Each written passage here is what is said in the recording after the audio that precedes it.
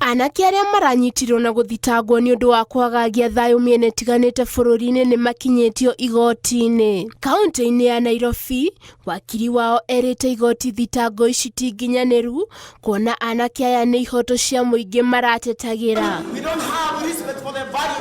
Igoti rĩrĩ nĩ marekereirie na bondi ya ciringi 3,000 o mũndũ, no erĩ gatagatĩ kao marerĩkana matikinyĩtie mĩaka 18 magĩathwo gũcokio igoti-inĩ mũthenya wa rũciũ na marũa ma kuonania mĩaka yao. Person shall be awarded a cash bail of 3,000.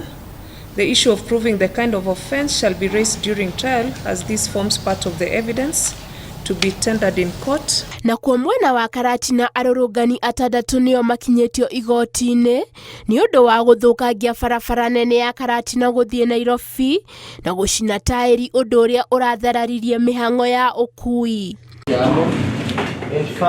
Marekereirio na bondi ya ciringi 3,000 o mũndũ na magathiĩ gwĩtĩka thitango tarĩki 18 mweri wa gatano. Merĩtwo mũndũ mũthitange ekũrĩha ciringi 2,000 na kwaga ũguo mohwo mweri ũmwe njera. Mahetwo thikũ 14 mũndũ angĩenda gũcokia cira riko.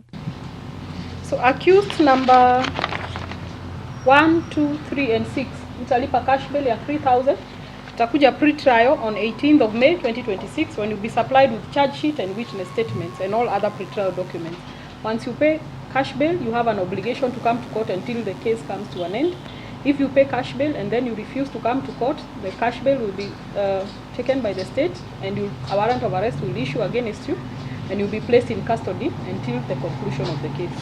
Rũhonge rwa waki wa barabara KENHA rugĩte gũcina taĩri rami-inĩ nĩ gũcũngagĩrĩria ithũke na ihenya.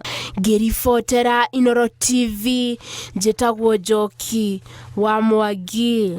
Tarehe 21 ya